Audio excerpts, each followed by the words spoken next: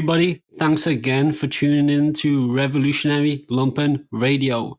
This episode, we are delighted to be joined by Palestine Action, a UK-based organisation that focuses on the dismantling of the infrastructure that facilitates Israeli apartheid against the Palestinian population by physically disrupting, destroying or sabotaging the manufacturing of weapons that are being used and tested on the captive Palestinian population, then sold to the Israeli government or the IDF, the so-called Israeli Defense Forces, just so a lot of money can be made at the expense of human life. Palestine Action knows where these military industrial sites are. They have not and they will not give up their successful direct action that is already shut down one of the 10 Elbit system sites across the United Kingdom.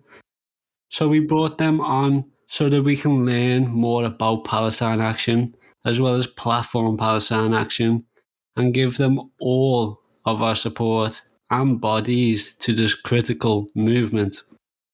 So let's get the show on the road. Who are we joined by? My name's Kieran. Been working and organising Pal Action since the beginning, really, around mid-2020. And I helped to do some of the organising and support work, the kind of media work. And I'm currently doing a PhD at the moment on Palestine Action and its radical form of praxis and the ways in which Palestine Action's praxis relates to global struggles against racial capitalism, imperialism and colonialism. Jesus Christ, I'd love to read that.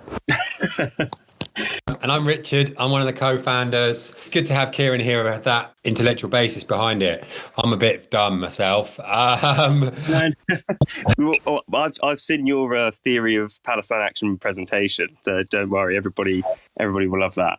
And yeah, I'm like one of the co-founders. I've been involved in other direct action movements, environmental and animal rights. And also before Palestine Action, I was involved in shutting Albert down. And I'll talk about that a bit more as we talk about that theory about what direct action works. But I suppose it's worth me saying, I got involved in this. I'm a normal guy, right? I'm a council estate kid. I got involved because I lived near one of the factories. And I'm like, what the hell is this thing going on here? And then found out more about sort of the politics and Palestine because of that. But basically I got involved because I lived next to a factory that made evil weapons. And when I found out that it was being used in the illegal occupation and brutal crushing and apartheid regime against an occupied people, then all I knew is that I was going to do something about it. Yeah, right on.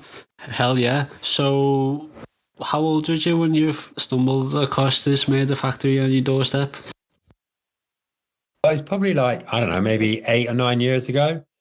So I was in my 30s and I just didn't know, like a lot of us don't, right? And this is the actual reality of what we found with Palestine Action. And again, without getting too theoretical, it's about the clues in the name, right? It's Palestine Action.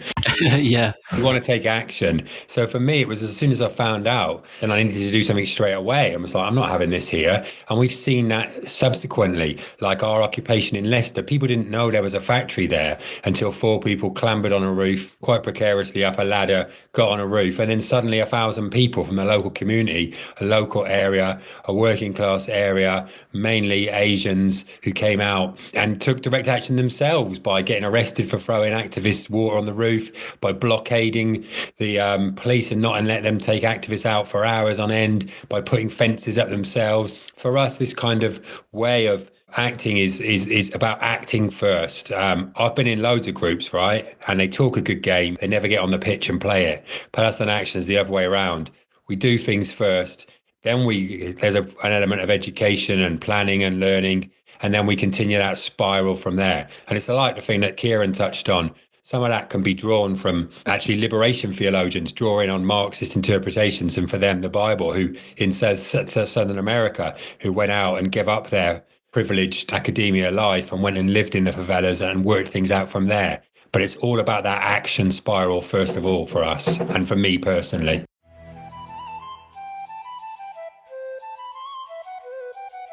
If not me, who? And if not now, when? I can act to stop these weapons being manufactured. It's within my power, and I will do that.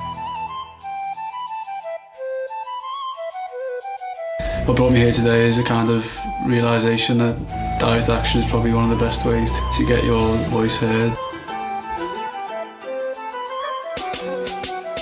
We are here to shut Elbit down.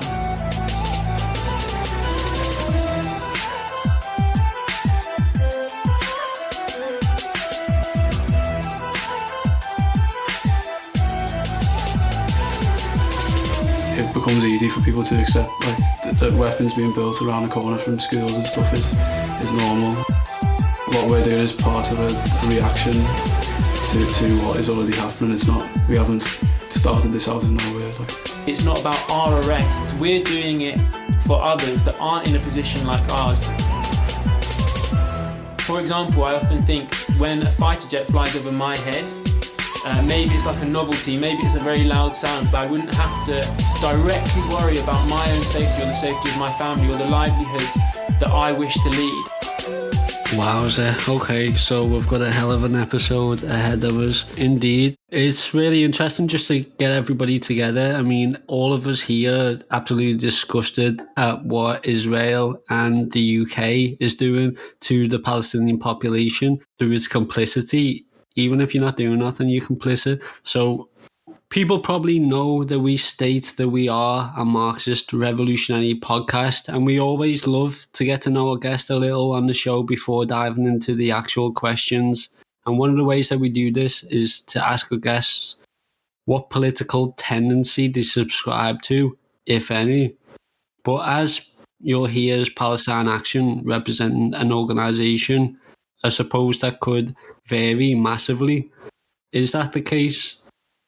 Certainly for Palestine Action, we have a broad group of people who take part. Yeah, we don't say that people have to sign up to any particular political view, and whatever our own personal ones are. And we have people of very different views, both politically, religiously, and any other things. And then that's one of the beauties of it, the kind of cross-section of who takes part, all with a view to going, like I was mentioning before, about going, this is an occupied people. This is people living under apartheid regime. This is people who are so badly treated day in, day out that we want to do something about it. So there's no sort of political doctrine for us, even though maybe a lot of people subscribe to one certain one within it for taking part. But it was purposely to try and bring in people, and also especially I say including maybe myself, in bringing in people who we're not that interested in politics, to be honest, which is like most normal people, I would say. Most of the people I grew up with are not involved in politics. I think it's all a load of rubbish in terms of specifically party politics. But when they realize there's something like this happening and that they can make a concrete difference by taking action, by using simply themselves or some simple tools, that's how we bring them in. And then they get exposed to other ideas and other people who are in it. So yeah, so as a movement, we wouldn't subscribe to any particular political view, apart from the only one being that Israel is an apartheid regime. We're going to end it from where it started. We'll start the end of it from where it started, which is here in Britain, where the Balfour Agreement signed away the land of Palestine and the Palestinians' land when it had no right to do so. Just to carry on from that, I think Richard's point is really key, right? That we have Marxists involved, we have anarchists involved, we have people who maybe their kind of theoretical political tendency isn't as developed, you might say, but everybody is there for the same reasons, getting involved and is organising for the same reason, which is the destruction and the abolition of the complicity between Britain and Israel's apartheid colonial regime, and fundamentally the liberation of Palestine, right? The central focus of what we're doing here, as Rich said, is the developing of concrete solidarity through actual material actions that we can affect the actual reproduction of Zionist colonialism and the oppression of the Palestinian people. We can actually have a material effect on that from the ground on which we stand, where the weapons are being produced, where the diplomatic and political support is being manufactured in Britain. So I think in terms of like the political stance, it's as much an anti-colonial one as it is in what one activist has said to me is the development of communities of resistance. As famous anti-racist theorist of the Institute of Race Relations, Sivanandan, discusses, we're developing communities of resistance in Britain to Zionist colonialism and Israeli apartheid. And so it's the bringing together of multiple social forces from whatever your background to come together and work to free Palestine, and through that freeing our communities from these murderous war-making profiteers that are not only destroying the lives of people all over the world, but destroying the very dignity and the humanity of ourselves by being here, or right on our doorsteps. Wow. Yeah, totally true. Yes, absolutely. You're developing communities of resistance. That's absolutely true. And you can see that, and I implore everybody else to see that by following Palestine Action on all the social media networks, and you do see that the communities do get involved. That's really something else, doing amazing work, and this is just one aspect of that work, and we're going to talk more about the work in concrete terms. We do have an understanding that it's a very broad organisation. It's an organisation that doesn't have, as you said, some kind of ideological body. That doesn't matter. What matters is stopping the trauma and the devastation that's happening to the Palestinian people. So it's a similar question. Who is Palestine Action? It's a great question. Actually, it'd be quite difficult to answer. It reminds me of that Pussy Riot T-shirt that used to be worn. We're saying we're all Pussy Riot. And to an extent, anybody who takes action against Elbit Systems or any of their suppliers or any of the companies that are complicit with them is Palestine Action, as long as it seeks to disrupt or destroy or damage that company. That's kind of like the only line that we have that people have to do. And Palestine Action is so broad, as we've described, in terms of how it's set up in order to be broad enough to include everyone. We have a real mix of races, of religions, of class backgrounds and minorities. However, it's probably worth saying that we're kind of, amongst our things of being proud, we're quite proud that if we look at the majority of people who've taken action for Palestine Action, it would be people from the LGBTQ community, trans folks, form a large proportion of people who've taken action recently, Muslims as well, and those groups coming together, those oppressed groups, and people from all backgrounds. And to be honest, that's a real kind of like amazing thing that often we don't see in revolutionary and other movements. Often it's very, I speak from the environmental, from previous stuff in environmental movements, which was pretty much white middle class people. Whereas within Palestine Action, it's so broad, and those people come together, like Kieran was saying before, because of the cause. They might have differing views on certain things with regards to religion or what have you, but when they can put those aside and learn from each other and actually get to understand and change some of our views about things or become more accepting of each other, is often by meeting those people who may be different to us. And for us, that's amazing. So basically, the short answer is, anyone who takes actions to stop this company is Palestine Action. We have people who do actions who people within Palestine Action, other people won't even know, because they'll just send in videos to us saying, we did this action. And that's exactly how we want it, because it's a network. It's so wide in that way that we can all be Palestine Action. And like you've already said, I would encourage anybody that's listening to this to join us. Our online forum, we can share our links, join wherever you are, and we'll talk about sort of localities maybe a bit later on. But yeah, anybody who wants to take action can be in Palestine Action. Okay, great. It seems it shouldn't be that way, but it does seem like the most oppressed people are always willing to stand up first. It's just great to see that kind of solidarity between oppressed individuals. Carrying on from both that and the solidarities of people oppressed by capitalism, imperialism, colonialism, patriarchy, racism, that on the idea that everyone that gets involved is Palestine Action. We're a network. We are a developing social movement. One of my favourite quotes from the late Palestinian writer and intellectual Edward Said said, the idea of resistance, content and muscle. More usefully, resistance gets detail and a positively new approach to the microphysics of oppression from Palestine. So I think there's a reason why marginalised, oppressed people in this country, particularly trans people, particularly Muslims, with the rise of transphobia and Islamophobia and racism, is that Palestine sits as this kind of signifier of a rallying cry. We can interpret the violence against us through Palestine, and that's on toward the liberation of Palestine. I think there's also a kind of implicit recognition that we also work towards the liberation of ourselves. And I think that's what Palestine Action actually provides for people. It's that space, it's that network, it's that collectivity of coming together, work. And then you cut out. No, I had finished, but then everything went silent. I think it messed up my ends. I mean, I think you're absolutely correct. And I think that is why Palestine Action is so important to me. And it's so important to the people who are listening to this now, that they go and support them, because nobody else is doing the work Palestine Action is doing, and that work is actual action. I mean, on that point that you said, why so many oppressed people are feeling like Palestine Action is almost a vent for their oppression also. Just what is Palestine Action? As we've described, it's a network, right? Is a network of people to be able to facilitate them to take action, to resist, to be part of that resistance against Elbit Systems, Israel's largest arms manufacturer. And for Palestine Action, it's about choosing that target, that key target, right? The complicit, dodgy, fucked up companies, right? But going after one target and staying focused is how we win.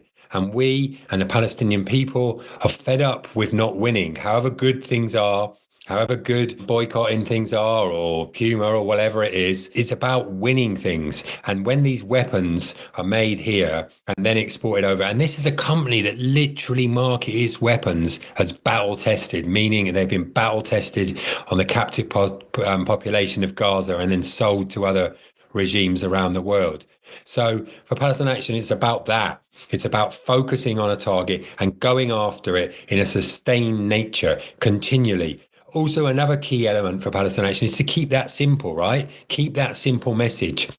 Both Israeli lobby and some of our comrades in the wider Palestinian solidarity movement have made this matter so confusing, that some people, Angela Davis talks about it in her book, Freedom is a Constant Struggle, where she says, we've made this confusing ourselves. It's not confusing. It's an occupied, oppressed people living under an apartheid regime, right? It's dead simple. This company is the epitome of everything that's bad about capitalism and the regime. It's the evil of the evil. Even HSBC Bank, not known for being particularly moral, won't invest in them. There's no debate about this. There's no side about this.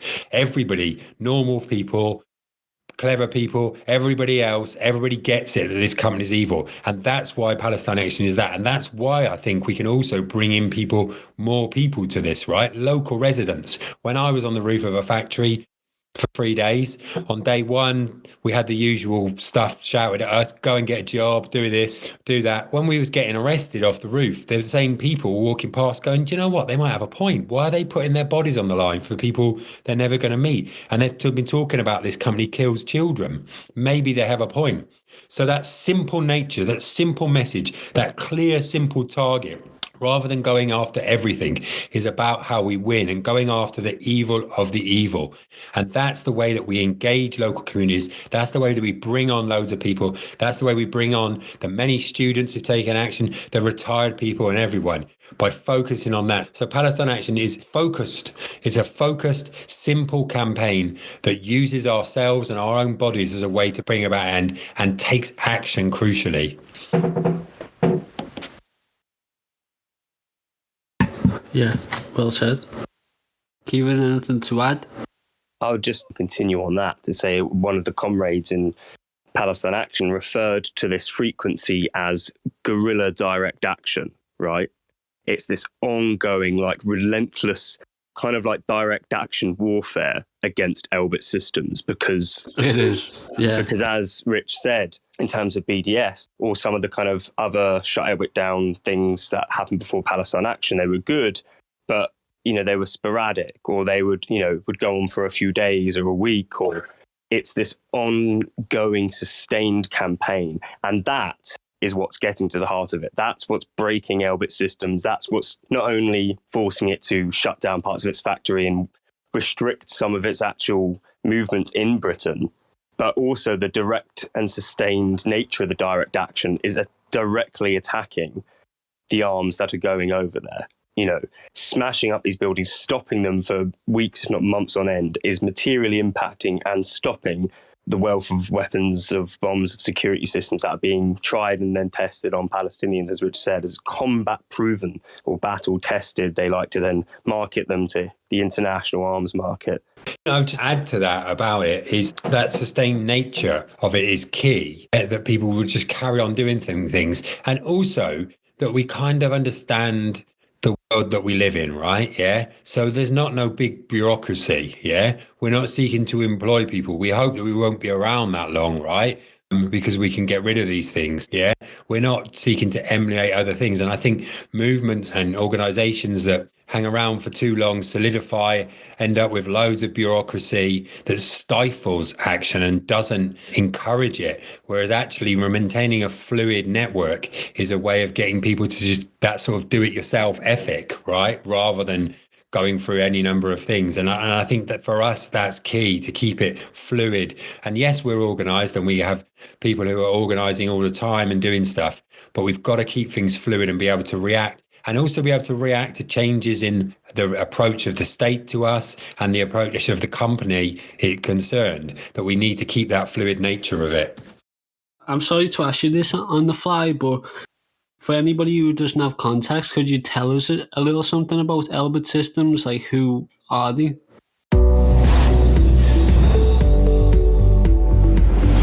Elbit Systems UK Limited is a defence and aerospace company engaged in a wide range of programmes for the UK MOD. A subsidiary of Elbit Systems, an international high-technology company and a trusted supplier for NATO and Five Eyes countries, we develop, manufacture and supply a broad portfolio of airborne, land, naval and cyber systems, products and services for defence, homeland security and commercial applications.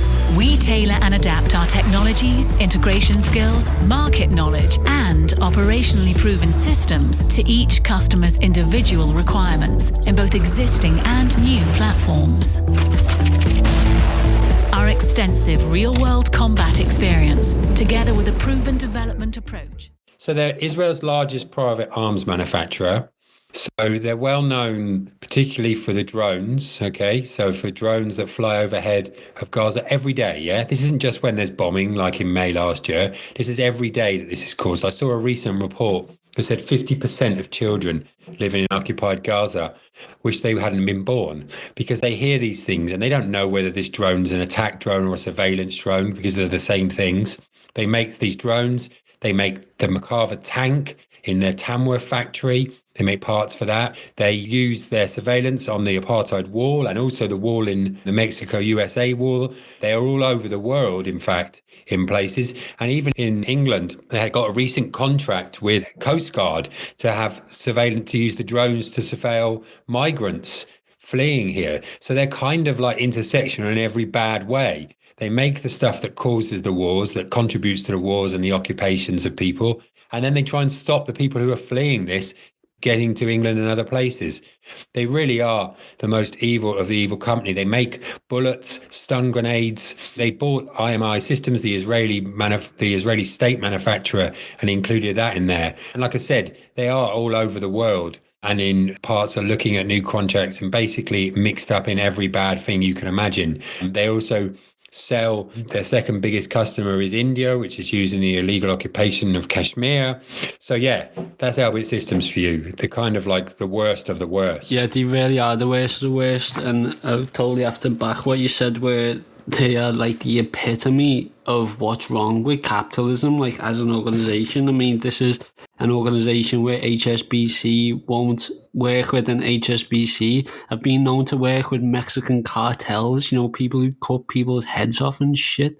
Like, these are criminal capitalists, and even they are not willing to touch Elbit Systems. So, got to thank Palestine Action for stepping up and fighting the good fight. It is truly a guerrilla organisation. In Elbit's own words, their weapons are battle-proven on Palestinian people. But what they have proven is that they are murderers and that their business model relies on murder.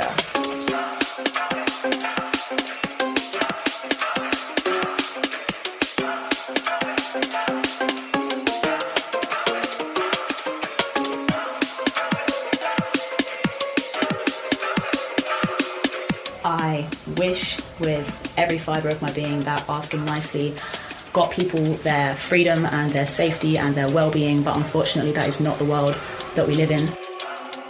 The people of Palestine right now are living in an apartheid state. Their children are being murdered and their homes demolished. Rather than challenging this war on Palestine and the killing of its people, this government has chosen to be complicit in these war crimes by allowing Elbit to operate on UK soil. At the end of the day, if we don't do anything about it, then what's going to change? Israel's monopoly of violence doesn't start in Palestine. It starts beneath my feet in UK soil and beneath my feet on an Elbit war factory.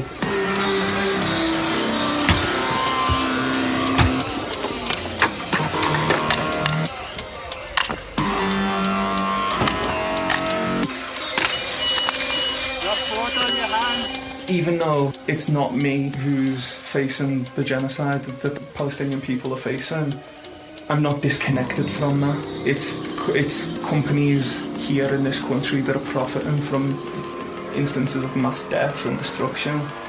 It's the government in this country that's ultimately facilitating or at least allowing these deals.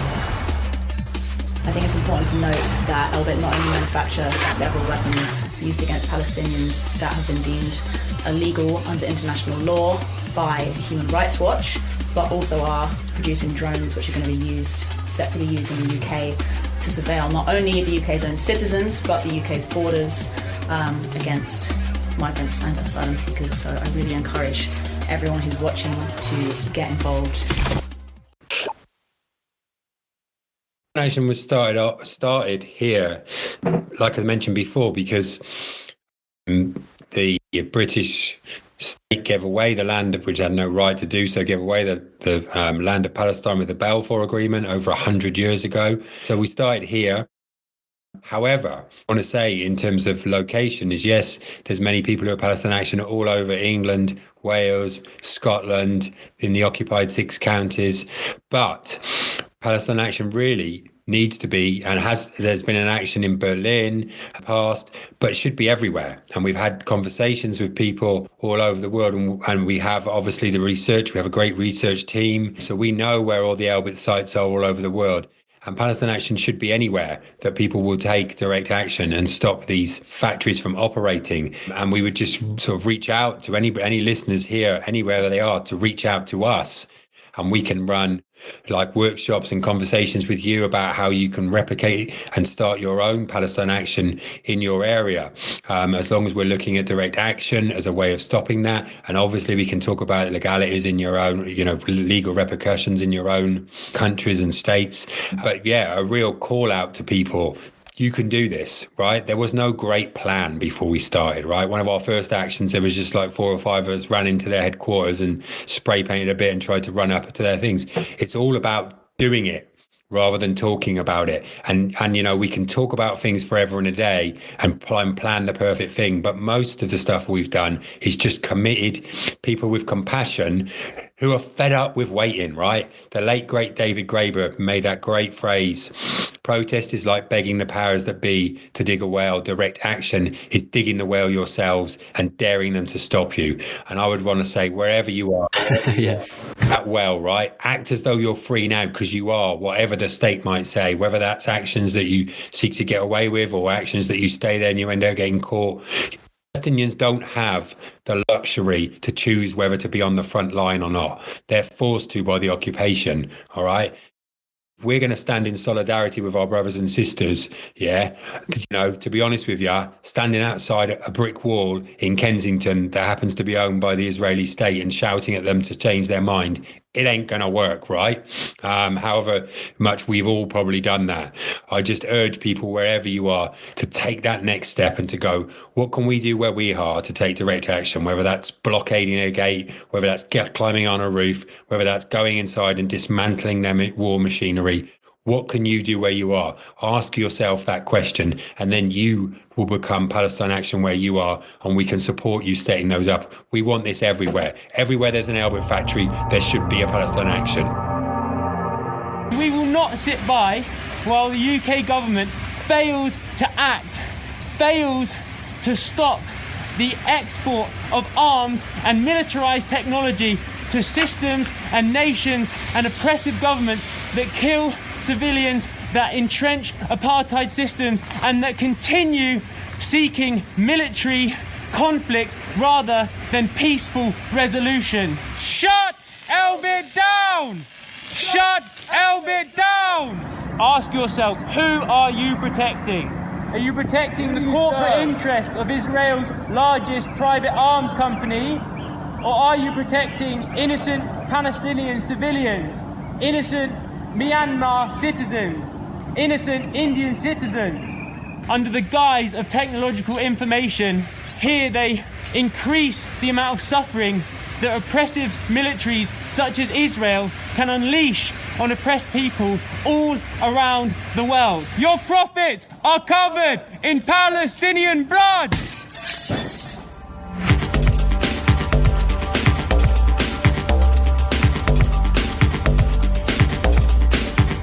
Cool. Totally agree. Where is Palestine Action? I mean, Palestine Action should be inside everybody who has a beating heart and the capacity to physically be involved in this organisation. Again, nobody's here to just talk about these things and tell you this is what Palestine Action is doing. We're telling you this is what you can do. Like, you can join Palestine Action. You can shut down a murder factory for a period of time. You can be a crucial participant in the struggle of Palestinian resistance. You can do this. And obviously there are listeners internationally as well, outside of the UK. So listen to what Richard's just said. He's really asking you and encouraging you to set up shop where you are, and they will go through those legal routes and all of that and all your concerns with you, perfectly open and willing to engage and work with you. But on that, again, another question on the fly, I apologise. Could you talk about the legal repercussions? There's a lot of destruction by Palestine Action. You have been, again, seizing, sabotaging and destroying the means of production that are used for destruction. What have been the legal repercussions of that for anybody who would be concerned? So, I suppose it's worth saying at the start, so far, I don't know, I think it's probably about 140, 150 people have been arrested for taking action with Palestine Action. So far, there has been nil convictions, zero. No one has ever been convicted. And in fact, some of us have taken action against Elbit way before Palestine Action, and those cases were always dropped or not brought. That's a kind of the first thing is that there's never been a conviction. They didn't want to go to court before, right? For direct action to work, we have to look at important elements of that. And one of the sort of key elements are, it's got to be disruptive, right? If you stand outside and don't disrupt it, no one's going to care, right? So you've got to disrupt them in some way. You've got to have an element of sacrifice where people are seeing what's happened. This brings on more people. And then you've got to have a dilemma. And prior to Palestine Action, there was no dilemma. Kieran touched on it before. There was an action once every 6 months, once every year, and the company were like, so what? However, the sustained nature of it meant that Elbit Systems and the state had to then go, oh, what should we do? Should we crack down on them? And at the start of Palestine Action, we saw a massive crackdown. We saw Dominic Raab, then the foreign secretary, within 3 weeks of Palestine Action launching, meeting Benny Gantz and the Israeli Minister for Strategic Affairs going, you need to crush this movement. And we saw at the start a massive crackdown on us with, personally, I had a police spy camera in a school that was opposite where I was living, pointing at my front door. We stopped under counter-terrorism, Schedule 7 counter-terrorism. Myself and Huda, the co-founder, were stopped under Schedule 7, refused access to any legal help and interrogated for hours before being arrested. Many violent arrests and a real crackdown. But still, there's been no successful prosecutions. We've had 4 cases get to the doorstep of the court, 2 of them proceeding to a trial. The first one found not guilty when a magistrate, surprisingly, rather than a Crown Court where you get a jury, a magistrate saying what they did was entirely proportionate to what this company does. They'd thrown bottles. Oh my God. Thrown bottles of red paint at the building, literally just chucked these bottles and then locked themselves to a gate. And the judge went, a professional judge, not a jury, went, this is proportionate, it's fine, I acquit them. We had another case where the managing agents of Elbit's factory in Shenstone were targeted by 3 women activists who were on the roof, caused damage, covered the building in red paint, occupied it for the whole day, shut down the whole town centre. And the case was kicked out at half time after the prosecution evidence, with the judge saying that the CPS and the police had failed to disclose evidence. It was an abusive process and kicked it out. 2 other cases recently that were just on the day before the trial were dropped. So we can never say never, obviously, because some of us face ongoing charges. There was a trial meant to be in March this year in Manchester, the first Crown Court trial. We've just found out that's been put back to 2023. I think we've got like 11 or so to maybe 12 Crown Court cases waiting to go to trial. And we'll see what happens. Some of us have been charged with blackmail, which has only ever been used once before in the UK for activists, as far as we can work out. That was for the Shack animal rights campaign when people were convicted of blackmail. We've been charged with blackmail for pretty much doing a normal tactic of saying to the landlords, you should evict this company that are committing war crimes, or a campaign will be started against you. So, yeah, we've seen charges of, often the charges are criminal damage of more than £5,000, which is a Crown Court case. Crown Court's always better, right? You've got over 20% more chance of being found not guilty in a Crown Court than you have to a magistrate's court. You've got a jury, so you can make your arguments. It's worth saying, we don't say that this is a crime at all that we're committing. We have legal defences, even in a corrupt legal system that we have. We have legal defences in law that we're preventing a greater crime. We have the argument of proportionality, that we have Articles 10 and 11 of the Human Rights Act as saying what we're doing is preventing other crimes. And that stems back to the fire of London, when it was said you could damage buildings if you were going to go and save somebody else or somebody else's property that was more important. But having said all that, there's an element of us that also goes, well, if the law says, even if the law says what we're doing is wrong, fuck it. Right? What we're doing is right morally. And we know from history that people often get banged up, people often get oppressed and abused by the police and the state because of taking the right and moral action. In terms of possible repercussions, then, some people, especially in respect of high-level actions, do face prison time. There's many hurdles for the state to get over to be able to do that, not least trying to convict people. But if it's then there is a possibility of that. But more and more people are going, do you know what? So what? This is the right thing to do. And we'll have our arguments and we'll see what happens. And certainly within that, we run things like arrest workshops regularly to sort of prepare people for both worst case scenario and likelihoods. We have a great legal team, a solicitor who's expert on this, solicitor who represented the Smash Edo campaign back 10 years ago when people had caused £200,000 worth of damage to a factory in Brighton and were found not guilty. So, we hope we will win every single case and everyone will be found not guilty. There's a possibility that we'll lose, but whatever it is, we're ready for it and we'll continue doing what we're doing.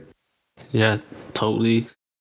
It's absolutely true that, again, it's just our responsibility and our duty to do what we can to help prevent the destruction of Palestine.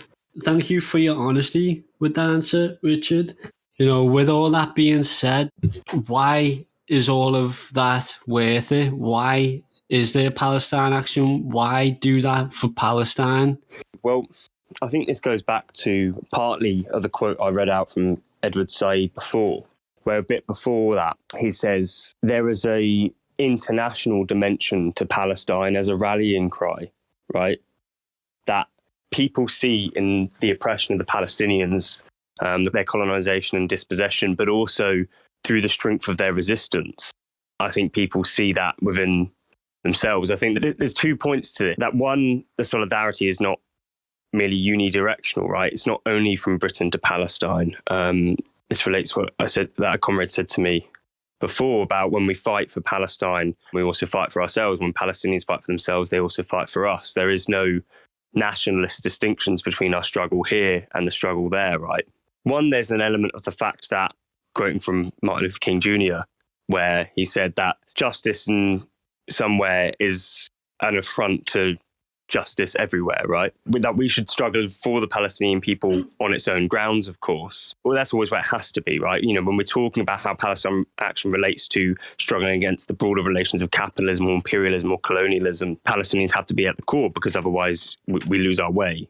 But you have to also then see the ways in which, because of a company like Elbit, because of what it does, because of its process of marketing its weapons as battle-tested and combat-proven on Palestinians, that Palestine is the test site for global regimes of violence that we are seeing exported all around the world. This is something that Israeli scholar Jeff Halper describes as Israel's matrix of control. That Israel was developing a matrix of control with security tactics, with weapon technologies, with forms of social pacification and colonization that are then being used in other parts of the world to oppress other people, right? You know, it's known much about the relationship between US police departments being trained by the Israeli military, right? The fact that Elbit systems drones are being used, as Rich mentioned before, to surveil the English Channel for migrants and refugees. The EU border agency Frontex is also using Elbit Systems' Hermes 900 drone, which was first deployed in Gaza in the invasion of Gaza in 2014, when over 2,200 Palestinians were killed, 19,000 homes destroyed, UN centers and schools bombed and destroyed. The Hermes 900 drone was deployed not only for its use in battle, but for the marketing materials that battle tested would accrue. They sped up its usage in Gaza so that they could then say that the drone was battle tested. That drone is now being used in the English Channel and in the Mediterranean, and used to surveil the border and indigenous lands on the US-Mexico border. So the point is that we fight for Palestine because that is a right, as a duty of all human beings, to be against oppression. But we also fight for ourselves because of the way in which Elbit exports these weapons, that they come in a boomerang-like effect, you might say, to then be used on us. So by destroying Elbit systems, we really cut into one of the key supply chains of global repression that capitalism and imperialism is using. And so there's a kind of core dialectic, we might say, there between the forms of solidarity engendered, that it's a dialectical struggle with a Palestinian freedom for both their liberation, but also ourselves. I would just add to that as well, in terms of why Palestine Action. There was a gap here, right? Yeah, there's movements, solidarity with Palestine, but there wasn't a group that were doing direct action. There wasn't a group that would support direct action. There was various collectives of small groups of people, but there wasn't a movement around it. And the organizations that are now are very sort of NGO based and are not revolutionary, and not into, you know, as we said, militant direct action, or not into direct action at all, and are very much of one type of basically old white people. To cut to the chase, and that's fine. There's a place for that. Actually, having a new movement that was focused and going, we've had enough. We've had enough of appealing to these people who have been complicit with this since the very start. We've had enough of talking to people who are not going to listen to us. We've had enough of signing petitions and going on marches where the cops tell us where we can go and where we can't, and they're going to be absolutely pointless. And my own journey to that would include going on an Iraq war march with 1 million people. And people talk about this in a very Western way about, oh, well, this built a movement and it got this happen. Bollocks, I say to that, when Huda tells me about her family and how they suffered in the Iraq war. Yeah. I say, you know, that wasn't enough, I'm afraid, that it stopped us. It's generated a movement called Stop the War or whatever it is. It's true. That's not enough. There's good people in these things, and there's good people in all these organizations. But it's not enough, I'm afraid. And younger people understand that now. I think there's a growing disconnect and things like lobbying. What's the point in lobbying when the other side have got all the money, when they can lobby much better and offer canopies, and all I can offer is a fag and maybe a can of Stella. We're not, and also that thing we talked about before, we're not going to wait around and appeal to other people. Younger people understand this now and are fed up with that, and other movements in other things, that we may not share everything with, like Extinction Rebellion, have shown that there's an appetite for this sort of stuff, right? So for us, it was like, this has got to be, this is where it is, and it's shown by the people who want to take part, by the normal folks who want to get involved. There's a big gap, there's a gaping hole there of not having a radical movement for Palestine in this country. There were lots of movements doing the other stuff, and therefore it needed to happen. It was going to happen. It just needed to be facilitated. And also, to carry on from that, and Rich's use of David Graeber's quote about direct action, is that something that I think, Rich, you were there actually, where Huda said to me on the question of why direct action or why Palestine Action? Well, really, if we're thinking about that, we're thinking about this gap that Rich is talking about, why not Palestine Action is probably the better question, right? Because the way in which people are recognizing that this political system clearly is not working for them, and that the ability of direct action shows and exposes to people, to communities, that they can have power, that they do have power, and that through direct action, they can grasp that with their own hands and they can build it with their own hands. That direct action allows people, individuals, communities, to build what I said about at the beginning, to build communities of resistance in a way that doesn't appeal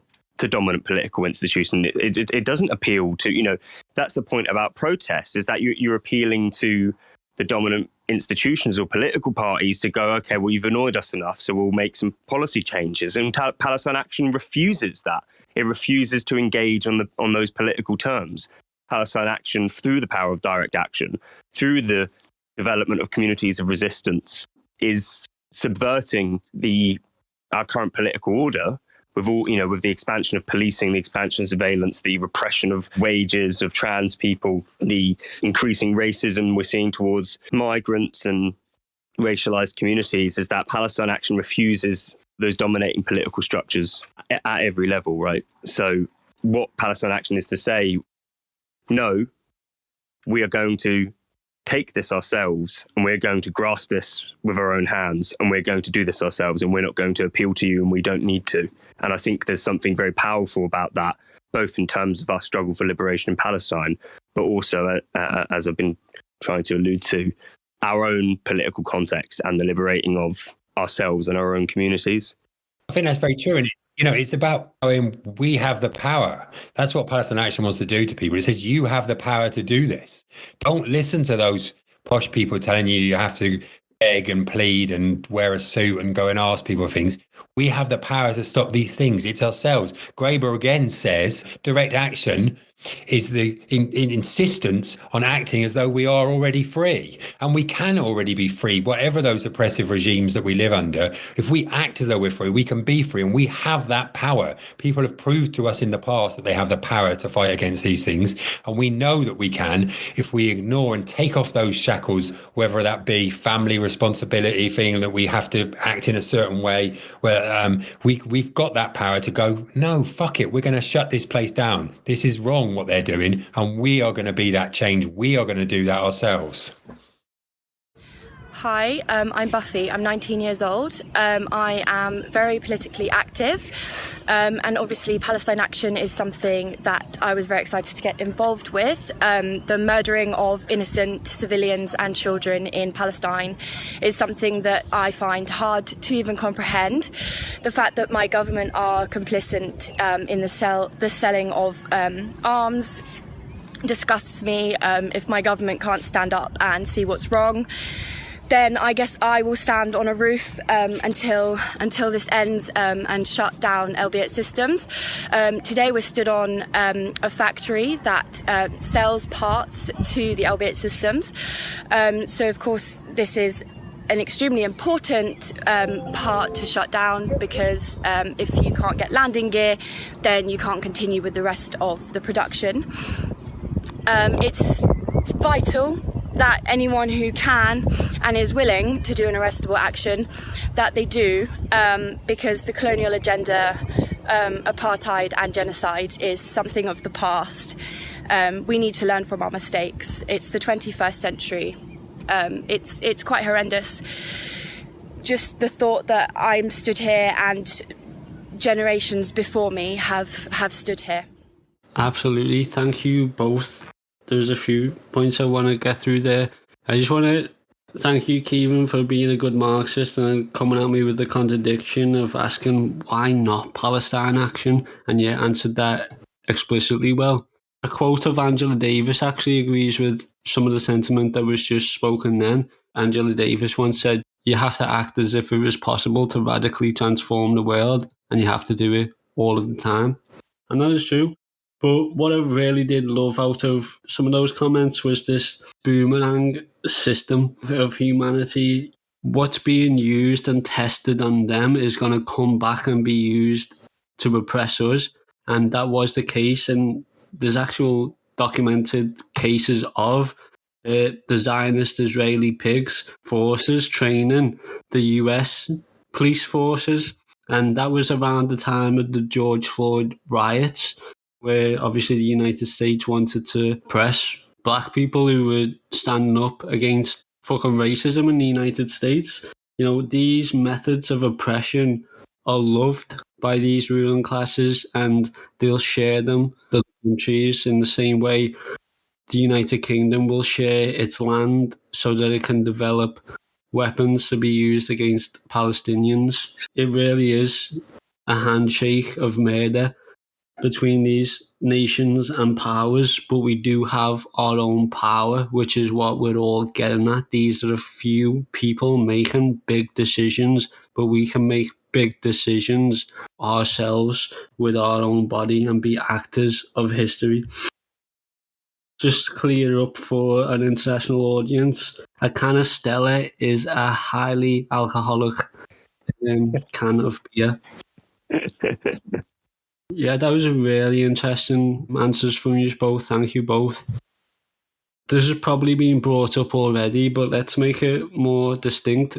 What do you think sets Palestine Action apart from other similar activist groups? There's a lot of activist groups who were supporting Palestine, but what's different about Palestine Action?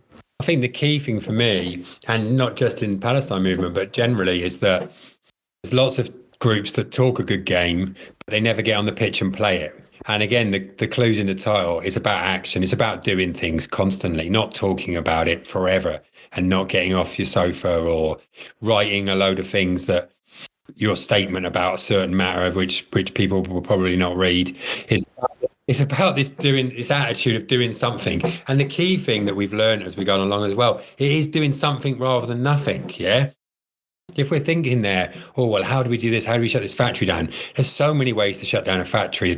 So many ways to skin a cat, right? I say that hesitatingly as an animal rights activist. But you can just do it, right? If 10 people went together, 10 mates, and went, let's go and shut this factory down, they don't even need to take anything with them. They could just jump over fences, run in, cause a bit of mayhem, glue themselves to a door, I don't know, whatever it is they want to do. So doing something rather than nothing. And also there's that thing, we touched on that a little bit. There's something beautifully poetic and simple about dismantling Israel's largest private arms manufacturer, one of the most high-tech companies, in the world, at the cutting edge of military technology, and pretty much the biggest tools we've used maybe are a hammer, and we destroy it. We don't go in to fight them with some sort of high-tech stuff. This is stuff that normal folks can do, right? Most people are just picking these things up from around their house, a ladder and a hammer. Maybe our most high-tech thing is a fire extinguisher filled with paint. Yeah. Wow. And there's something about that just keeps it simple. And also, I would say that our actions have been, yes, we talk about this red paint, the symbolic paint that makes it spray everywhere and looks good. But our actions are also very simple, yeah? And some groups overly fucking make this very arty and therefore exclusionary to people who think that that's a bit weird, yeah? And they spend too much time planning all these things. And even, and I've been involved in some of these groups, even these kind of like setting up these really difficult tripods to put people free stories up and stuff, that can put people off, I think, really. Yeah. When they go, oh, that's a bit confusing. Whereas pretty much everyone's climbed a ladder, even if they're a bit scared by it. Yeah. And obviously things have to get a little bit more creative as the cops and the security these places get more difficult. But really, people of goodwill and determination and not giving a fuck about necessarily what's going to happen and stuff can get this done really simply. So it's about that sustained nature of it and going, yes, we need sort of media and exposure, but that's not our primary aim. Our primary aim is to shut down these factories. We keep it simple, right? And we do something rather than nothing. To me, that's the thing that stands out, and that people are willing to sacrifice stuff. Cautious organizations that are always worrying about themselves, that's not Palestine Action. As you mentioned before, is fluid. Yeah, we can move, we can stay one step ahead of everybody, our opponents, and also keeping it simple, not getting engaged and drawn into long, difficult disputes about from the other side who try and bring it in. We ignore them and we go after this company. For me, action, doing something and keeping it simple. Kieran, any thoughts? Well, yeah, I think that's the beauty of it, and that in difference to some other Palestine organisations, I mean, again, as Rich laid out, I mean, this was one of the main reasons for starting Palestine Action, that we have 70 years of colonialism in Palestine. We have over 50 years of expansion and then the military colonial occupation into the West Bank and Gaza. We've had the 2014 bombardment and invasion, all over our TV screens. We had the murder of hundreds of Palestinians at the Great March of Return over the last few years before COVID. Last year, during the Unity Intifada, we had almost 300 Palestinians killed by Israel, and that was all over our TV screens. It's not like people don't know what's going on, and this is the thing about the simplicity of it, right? That there is no confusion here. That it's very clear who's the oppressor and who is the oppressed. It is very clear who are the people with the guns, who are the people with the high-tech military drones and technologies, who is bombing who, and who is resisting that violence. And so Palestine Action's point for being, again, going back to why Palestine Action, why not Palestine Action, is that people know, and now is the time for changing that. So many other Palestine organizations focus on, educational, political education and doing workshops and things, or like community events. And it's like, it's not that those things aren't useful, but without action, without a sustained direct action campaign, what are you really building there? I don't think you're building any kind of power which can kind of build off of, or where the broader BDS movement is winning wins. I mean, the BDS has been going for now over 15 years, and we're still no closer to the liberation of Palestine, despite, victories here and there. So the point of why we're doing this, and the difference to other kind of Palestine-based groups, is we know enough, and now with that knowledge we are going to take action. But there's also a way in which the actions themselves, if you're talking about political education, the need to keep educating people in Palestine, well, what better way to educate people, to educate communities, to raise consciousness in communities than doing a direct action, than smashing a factory, what's going on over there? And then people go and see there's a big banner, this factory sells its weapons as battle tested on Palestinians. This is a arms factory. This uses drones to bomb the people of Gaza, right? What better way to educate people and raise consciousness around Palestine than to take direct action? So these are the multiple things that are going through as Palestine Action is building its campaign, as it's targeting and occupying these factories. And I think that's the beauty. It's both the simplicity of it, but the way that the actions themselves promote the awareness that 100 webinar or Zoom events can't do. Very important words there, Kieran. Thank you for them. It's just like, it reminds me, I'm sure a lot of people will sympathise with this. Do you remember like being in school when you'd have science and then you'd have like a practical lesson, and that was where you'd actually do the science yourself? You'd get a Bunsen burner out and you'd see how something reacts in that, and you'd learn a lot from that. But like, if you were naughty, the teacher would just say, "Oh, you're just reading from the book, you aren't doing any practical lessons." And the naughty kids never ever got to do any practical lessons in their class. And there's one, because it's an important way of learning, is to practically do the things yourself and to see them operate it, and like see how things react, see how things work, and see how they don't work together. I mean, that's true in a scientific basis, it's true in class struggle, and it's true in that's just how education and information works. We can't all sit around and read things or listen to things, even, things like this podcast. There's no good listening to it without actually doing the action. Another point that you raised was, all of these results of the hundreds of webinars, all these meetings. What are you really doing? That is a good opportunity to lead us into the next question, actually. So for you to ask, like, what are they really doing? Let's ask you, what has been the results of Palestine Action? What are you really doing? I think that's key for us as well, as we started off. And as I mentioned before, is we want to win. Yeah. So for us, key things are the amount of damage and the amount of days that this company has been closed. We've cost them over £20 million, right? Yeah. Both in terms of damage and lost production.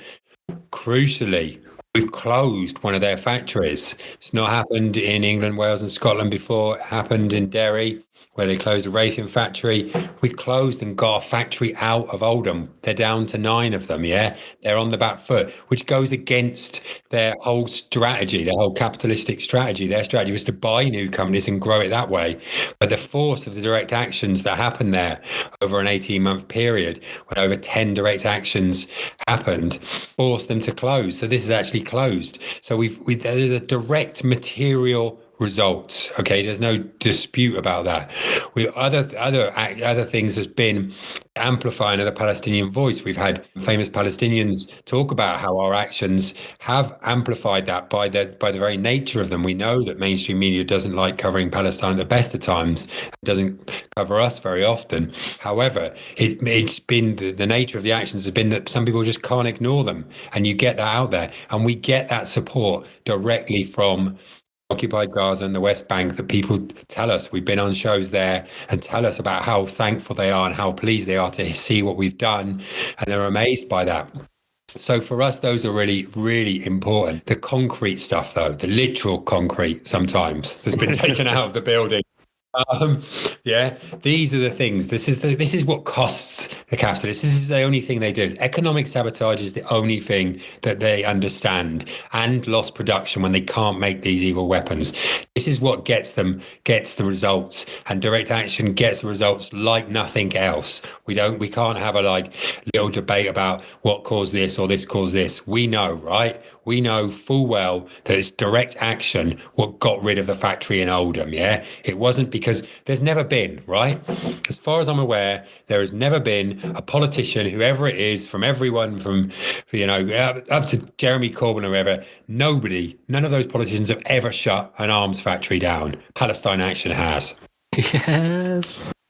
Yeah, it's true. What you say, £20 million worth of damage? What does that look like? Is it in stocks and shares, or is it in actual material infrastructure or weapons?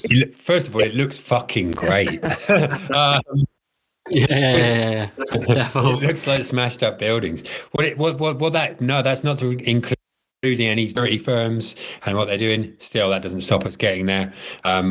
Shut these places down. So yeah, these are direct costs, not fluctuating ones.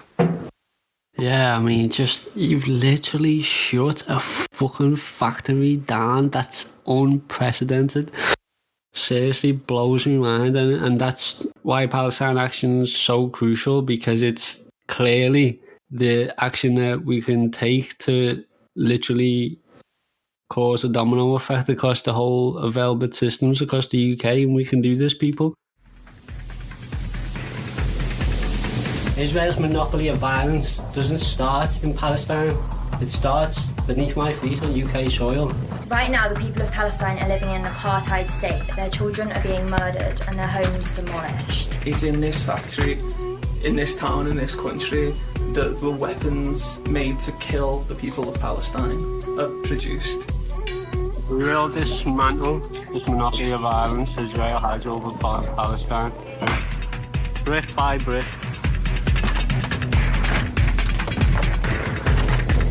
Weapons of destruction. You have blood on your hands.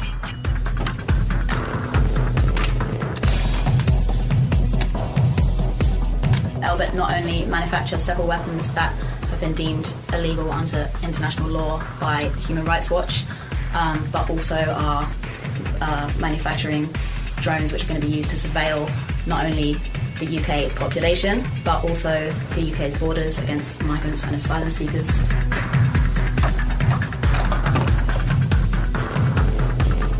Their business model is reliant on murder. This is what I can do about the situation. I can come to this factory and I can shut them down. You sure did. So we are a Marxist or communist agitation propaganda podcast platform. So for that reason, we love and we support Palestine Action, particularly the use of direct action and your results against imperialism, colonialism and oppression, supported and facilitated from the British imperial core. The work you do, and that of all the activists who participate, is unprecedented in history, genuinely. Congratulations and thank you for that on behalf of humanity. So with that being said, we would like to think that you are, but as we're not sure, we have to ask, do you feel like you're getting support from the largest communist, Marxist, anti-imperialist organisations in the UK or the world? And if so, how did they support you? So yeah, we have hundreds of people who want to take action. We have thousands of people on our list. Our social media has grown massively, that we've got, 45,000 followers on Instagram and 25,500 on Twitter from nothing. We don't have Facebook because we got banned from it. So yeah, our support grows and grows, and we have support in terms of many individuals who are involved in other movements as well. In terms of actual organizations and stuff actively supporting us, we don't have many, right? Most won't put their name to it. And in fact, it's really horrible to say, but some of the large organizations, specifically Palestine ones, actively work against us for their own reasons. What? Oh my God, I'm so sorry to hear that. Like, legitimately sorry that that's messed up. That's wrong. It's so wrong. And some of that's in relation to individuals who work there who feel threatened, I think, about our successes, which is just scandalous, and try to claim sort of things that are partly theirs, which is really scandalous. But however, we know this is what happens, right? The Freedom Riders as an example in the States, right? Martin Luther King did not support them, thought they were doing is wrong at the start, and then joined them at the end because they'd grown it and brought it on. So we haven't had massive support from other groups there, and there are groups, loose organizations that have, supported us and retweeted at the least. We would encourage those groups to be brave and say, we are going to support them and send out stuff. And I said, there are there are many individuals, even within those groups that who actively don't support us. There's many individuals who sit within their branches, and for instance, who completely support us, both financially and logistically, and in solidarity with support. So it's a movable goal. But we would reach out to any of those groups that want to work with us, whether they be communists, Marxists, anti-imperialists, and certainly we have support. The most notable supporters of us are Samadoun, the Palestinian political prisoners international movement, anti-imperialist movement, and some anti-imperialist groups in mainland Europe who've reached out to us. And in France, there's a group there that supports us, although they've recently been banned in France. We do have those groups who support us, and we just reach out to more, because I think, as it is often quite a phrase, we're stronger together, and there's so many connections. And as Kieran, you've pointed out, there's so many connections about the Palestinian struggle that fit within that larger framework. And those groups coming out and supporting us, taking their actions for themselves. We've had in this country, well, in Wales, we've had the Welsh Underground Network who support us and have done an action as Palestine Action themselves, which is fantastic. And I said, in communists and Marxists, with the Youth Communist League, I think they've retweeted us, and members of that, so they're supporting us. But we would love to talk to these groups and try to sort of firm up sort of links and support them to take action under a Palestine Action or their own banner as a kind of joint thing. We have in the past done an action with Extinction Rebellion in the north, not their central group, who've done that, and many from those sort of movements have joined us. So again, yeah, I would reach out to those groups. We can come, we can talk together, we can run specific workshops for your groups about how you can do our stuff. And I think this will be a really key thing over the next 6 months, that we want those groups to join with us and take action and check out, as I said before, and I think we only have one document that people need to sign up to that has sort of 10 points, which basically is kind of like summed up with, you got to take action, you got to disrupt and destroy them. You got to do more than you talk about it. You not got to be a dickhead, right? You can't be fucking racist or any of that stuff. And that's pretty much it, right? But reach out to us and we'll go through that. And wherever that is in the world, I think these groups, we can speak together and plan together. So you did mention, working with other socialist Marxist organizations just then. So it seems like you would be open and encourage those socialist or Marxist organizations to form brigades to help Palestine Action to shut Elbit down. Is that the case? Yeah. 100%. We really want this. As I said, we've had the Welsh Underground Group do a similar. We'd love those groups to approach us, and we can run workshops and talk about how it can happen wherever you're based. We really want those groups to come forward. You're on the right side, we're on the right side. Let's join together. Let's do some planning, and let's do this together. Definitely. Absolutely. I mean, we can do this. People like you can join Palestine Action. They're gonna support you. They're gonna get you to where you need to be so that you can participate, because this needs to happen. We're serious. We need this to happen. So on that note, where can people follow? How can they support Palestine Action? So principally the support for Palestine Action is taking action, obviously, yeah? And you can go on our website and there's a form to complete, and then you'll get rang by someone and invited to workshops. Our website is www.palestineaction.org. And then on Twitter and Instagram, we're pal_action. Follow us there and then join us or message us through any of those mediums, and we'll get in contact with you and try and invite you along to workshops and get you involved in whatever capacity you can get involved with in this resistance. And we need more people. We've got loads, but there's always more people. The more people you can do, the more actions we can do, the quicker we can get rid of this company and move on to other complicit companies.